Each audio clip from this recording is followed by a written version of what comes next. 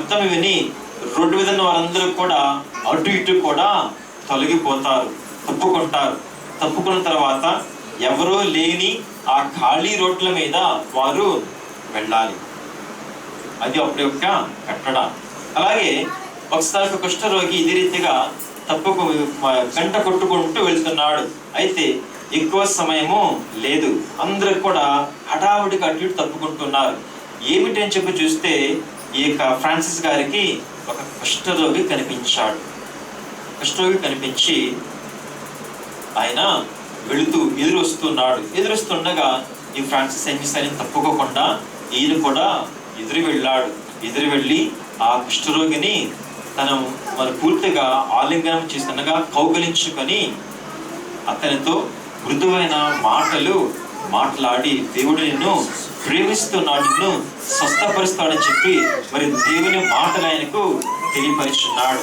ప్రభుని పిల్లారా, అతని పలికిన మాట ఏమిటంటే, మొదటిసారి నా జీవితంలో మొదటిసారి నేను మానవుని యొక్క మరి స్పర్శ తెలుసుకుంటూ ఉన్నాను, ఈ యొక్క ప్రేమ నేను రుచి చూస్తూ ఉన్నాను అని ఆ యొక్క కుష్ఠరోగి పలికినాడు.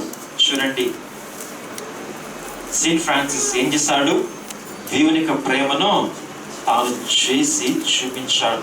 యేసుక్రీస్తు ప్రభువారు కూడా, ప్రభువా నీకు ఇష్టమైతే నన్ను శుద్ధునిగా చెయ్యి అని ఒక కుష్ఠరోగి అడిగినప్పుడు ఏం చేశాడు, ప్రభు నాకు ఇష్టమే నీవు శుద్ధుడవు కమ్ము అని అతని మీద చెయ్యి ఉంచి మరి ప్రభు అతన్ని స్వస్థపరిచున్నారు. దేవుని ప్రేమకు కారణాలు ఉండవు, దేవుని ప్రేమకు అసహ్యత ఉండదు, దేవుని ప్రేమకు ద్వేషం అని ఎంత మాత్రము కూడా ఉండదు కదా.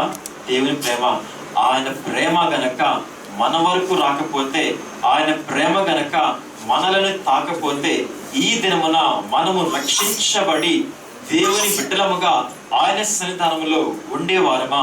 ఒక్కసారి ఆలోచించండి. ఎవ్వరు కూడా పాపం చేయని వారు లేనే లేరు. నేను నీతివంతులను అనుకునే వాడు కూడా ఒకప్పుడు పాపము చేసిన వాడే. మరి అదే పాపం చేసిన ఇతరులను చూసినప్పుడు మనకెందుకంత ద్వేషము, అసహ్యత?